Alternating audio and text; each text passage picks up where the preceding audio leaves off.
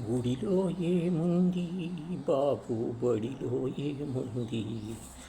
భక్తి శక్తి కావాలంటే, మానవ సేవే చెయ్యాలంటే, గుడిలో ఏముంది బాబు, బడిలో ఏముంది?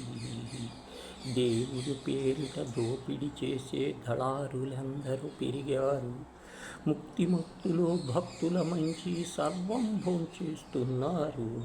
నోరు లేని ఆ దేవుడు పాపం నోరు గారిపోతున్నాడు. గుడిలో ఏముంది బాబు, బడిలో ఏముంది?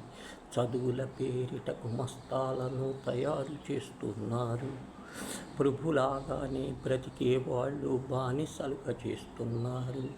ఉద్యోగాలకు వేటలాడతామని ఓళ్లపైకి తోలేస్తున్నారు. చదవకపోతే మనిషి రివ్వున చంద్రుని ఎగిరేవాడా, గిరగిర తిరిగే వచ్చేవాడా?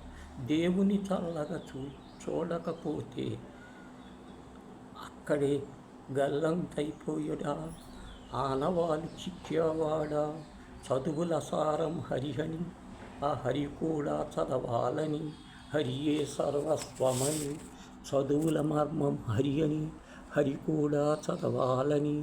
చదవుల మర్మం హరి అని, ఆ హరికే గురువు ఉండాలని.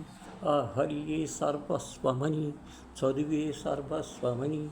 హరిభక్తుడు ప్రహ్లాదుడు మునిపే బల్లబుద్ధి చెప్పాడు. హరియే శ్రీకృష్ణునిగా వచ్చి బడిలో కూర్చొని చదివాడు. ఈ బడిలో కూర్చొని చదివాడు.